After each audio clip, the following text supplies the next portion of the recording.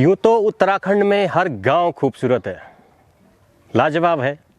गांव की ब्यूटी देखते ही बनती है, लेकिन उत्तराखंड में मुझे लगता है कि ये गांव सबसे सुंदर है।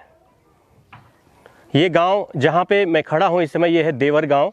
गुप्तकाशी से 6 किलोमीटर की दूरी पे ठीक ऊपर आते हुए ये गांव सबसे लास्ट में पड़ता है। इसके बैकग्राउंड में पूरा जंगल है और सामने हिमालय का जो व्यू है, आहा क्या शानदार व्यू है। देखिए आप, मेरे ठीक पीछे अगर मैं इधर की बात करूं तो इधर से सीधे चंद्रशिला, तुंगनाथ, उसके बाद बिसुड़ी ताल, उसके बाद चौखंबा फर्स्ट सेकंड थर्ड, उसके बाद मंदानी, मंदानी के बाद खर्चकुंड, खर्चकुंड के बाद सुमेरु, सुमेरु के बाद केदारनाथ, केदारनाथ की रेंज आ गई, केदार डोम आ गया, उसके बाद कीर्ति स्तंभ आ गया और बहुत सारी पीक्स इस गांव में। ये गांव किसी स्वर्ग से कम नहीं है।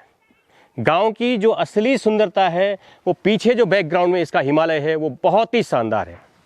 तो हमारे साथ देखते रहिए इस देवर गांव को, देवर गांव की पूरी खूबसूरती। खंड के रुद्रप्रयाग डिस्ट्रिक्ट में आता है। ये केदारनाथ मेन सड़क से करीब हमारे गांव की गुप्तकाशी से 7 किलोमीटर की दूराई है। और गांव के बारे में मैं आपको बताऊं कि जब हमारा विकासखंड 1954 में खुला था तो सबसे पहले जो है कि ग्राम सभा की खुली बैठक हमारे गांव में हुई थी।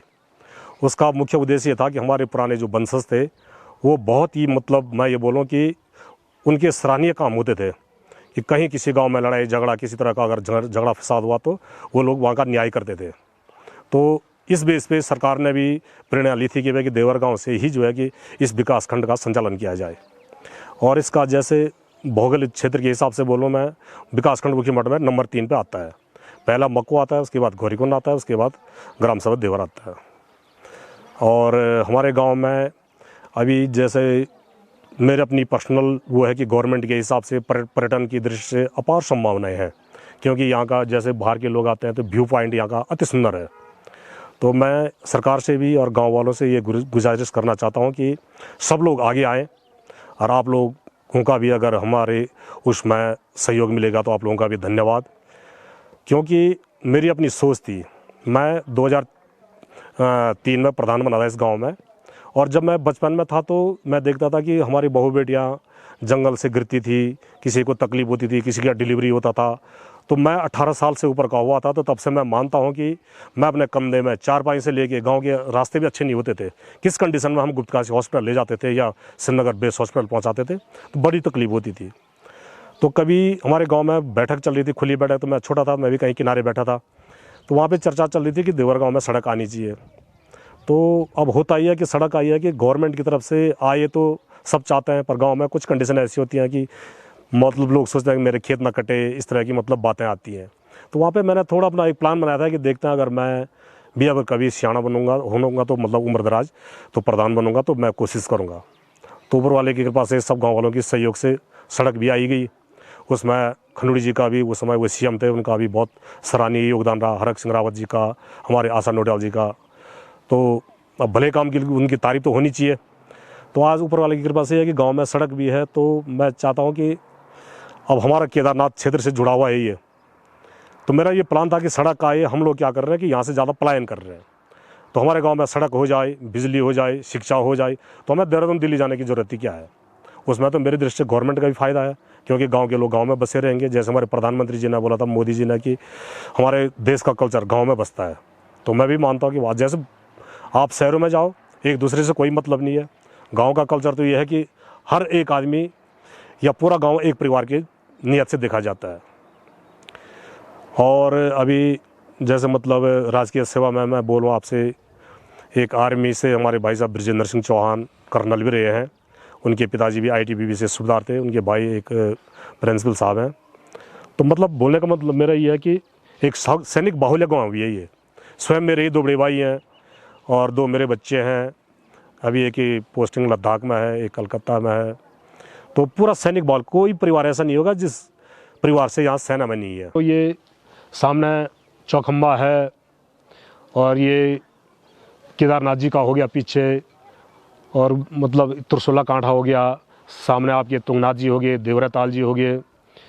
तो यहाँ पे बहुत ही अगर गवर्नमेंट की तरफ से भी थोड़ा इस क्षेत्र के लिए, हमारे गांव के साथ साथ क्षेत्र के लिए भी इस तरह का अगर कुछ हो जाए तो हमें रोज़गार गांव में मिलेगा, क्षेत्र में मिलेगा, हमारे मतलब आने वाली पीढ़ी के लिए इधर उधर भी भागना नहीं पड़ेगा।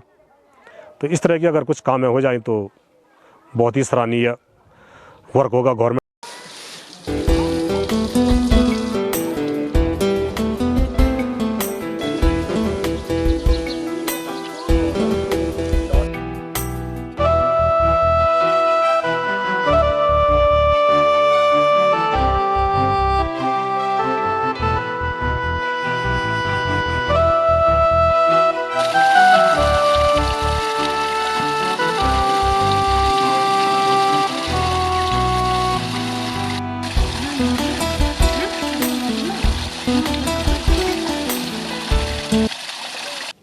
उत्तराखंड में सीजनल टूरिज्म के अलावा चारधाम यात्रा औली और चोपता को छोड़ के बहुत खूबसूरत डेस्टिनेशन है, लेकिन यहाँ पे दुख इस बात का रहता है कि कोई भी पर्यटक यहाँ पे नहीं आते हैं, जबकि असीम संभावनाओं वाला प्रदेश ये है। ठीक है, आज मैं जिस जगह पे खड़ा हूँ देवर गांव है, यहाँ पे एकमात्र होम स्टे है अभी, और उसमें भी टूरिस्ट बहुत कम आते हैं। क्या रीज़न है, उस पर थोड़ा हमें मनन करने की ज़रूरत है। हमारे जो मार्केटिंग पॉइंट्स है, असीम संभावनाएं इस प्रदेश में हैं, लेकिन सिर्फ यहाँ पे जो टूरिस्ट हैं वो सिर्फ सीजनल ही आते हैं। आप ठीक सामने देखें कितनी हिमधवल चोटियाँ आपको दिखाई देती हैं। एक बहुत अच्छा एटमॉस्फेयर यहाँ से है।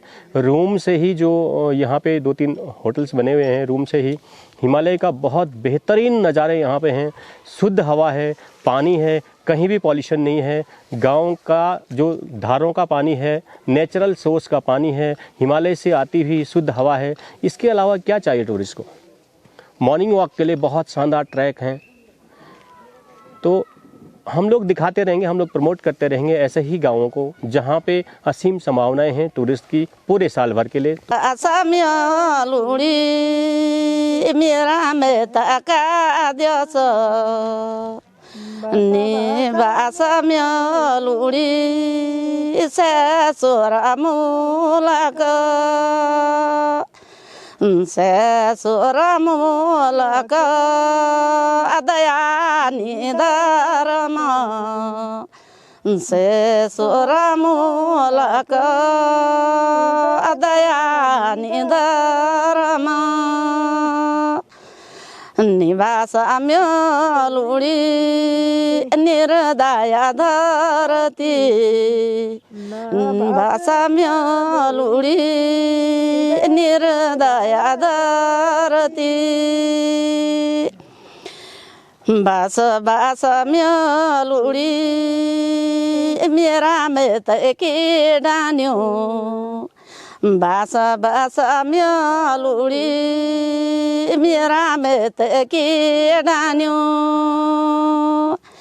मेरो बेजी सुनलू ए जाल बोलना मेरा बेजी सुनला ए जाला बोलना मेरी जिया सुनली बेकल्यो उपकली मेरी जिया सुनली बेकल्यो उपकली बास बास म्यालुड़ी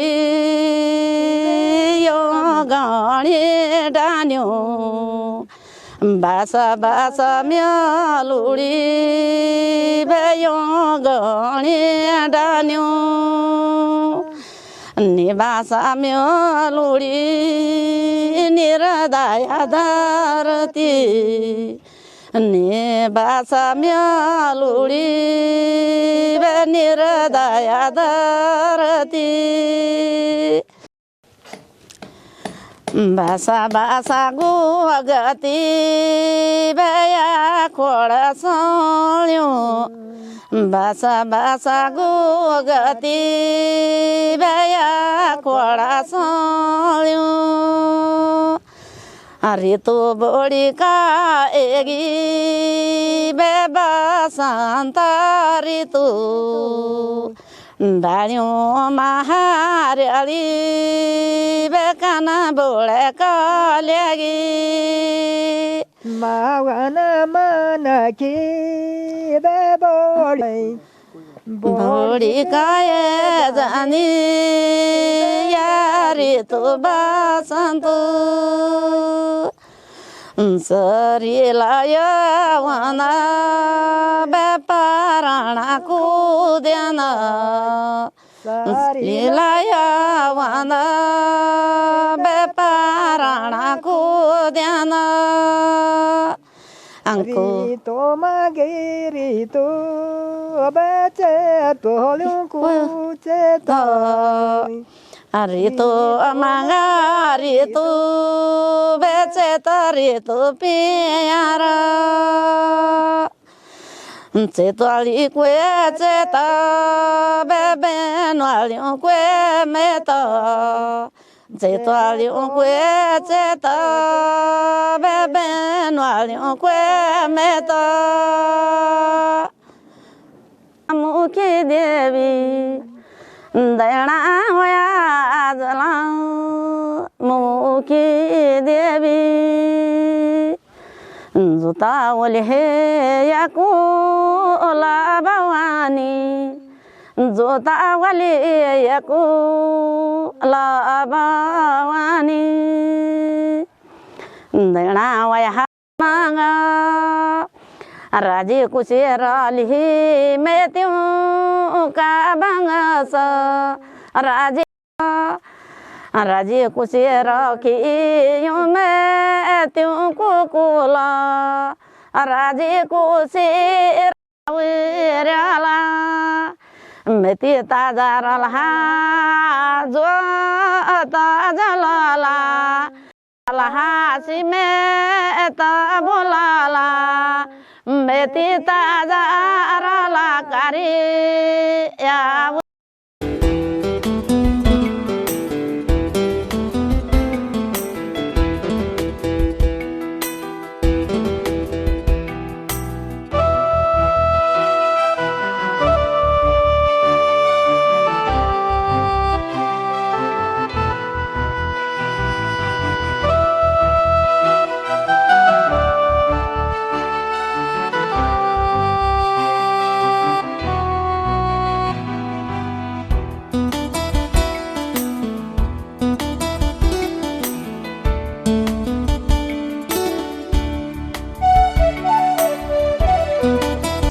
बेटा कहाँ गए थे?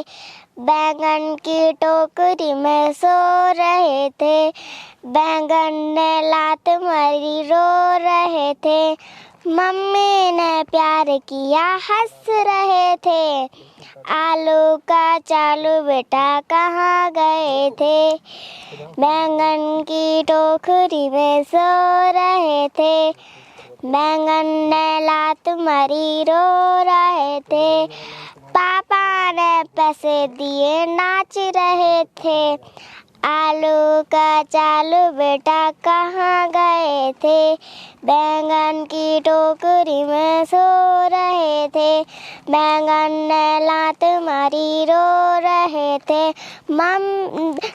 भैया ने पैसे दिए नाच। इतना ऊंचा ऊंट चला भाई ऊंट चला। ऊंची गर्दन ऊंची पीठ, पीठ उठाए ऊंट चला।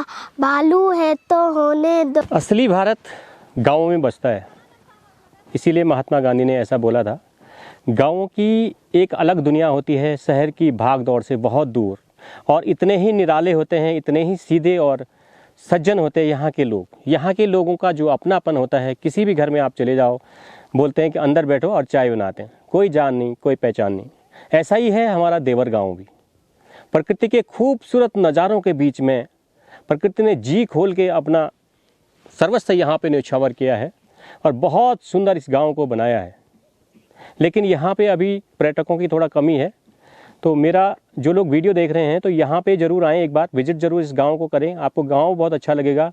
गांव में ज़्यादातर लोग यहाँ पे जो गांव की इकोनॉमी है, हर एक परिवार से 1 या 2 आदमी इंडियन आर्मी में हैं। देश सेवा का जज्बा पहाड़ के हर गाँवों में है। पहाड़ का हर गाँव में कम से कम कई तो ऐसी जगह भी हैं जहाँ 4-4, 5-5 एक ही परिवार के 5 भाई तक आर्मी में हैं।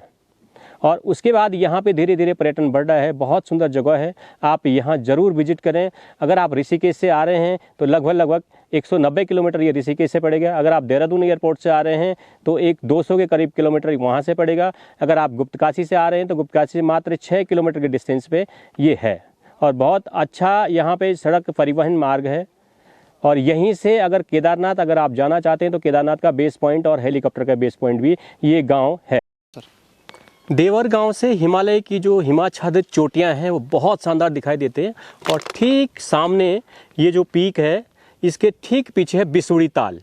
आजकल इस पे बर्फ़ है, अगर आप मई जून में आएंगे तो बर्फ़ नहीं रहेगी। आजकल अच्छा स्नोफॉल हो रखा है। और इसके लेफ्ट हैंड साइड की तरफ अगर आप आते हैं तो ये चौखंबा बेस आ गया और ये चौखंबा के चारों पिलर आ गए, चौखंबा 1, चौखंबा 2, 3 एंड 4। इसके थोड़ा अगर आप लेफ्ट में जाएंगे तो मंदानी आ गया ये सामने पे। और मंदानी से अगर आप इस तरफ जाएंगे तो खर्चकुंड आ गया, उसके बाद सुमेरु आ गया, उसके बाद केदार डोम आ गया और मेन केदारनाथ आ गया। और केदारनाथ से अगर आप इस तरफ जाएंगे, थोड़ा सा आगे जाएंगे तो गंगोत्री 1st, 2nd, 3rd और कीर्ति स्तंभ आपको दिखाई देगा। अगर आप ये ट्रैक करना चाहते हैं तो हम लोगों ने एक डिज़ाइन किया है, प्लान डिज़ाइन किया है मई जून के लिए। तो चौखंबा आपको जो दिख रहा है ठीक इसके बेस पॉइंट में नंदी कुंड है, अपना मदमेश्वर है। मदमेश्वर के ठीक ऊपर बूढ़ा मदमेश्वर है और वहाँ से एक रूट जाता है पांडव सेरा, नंदी कुंड।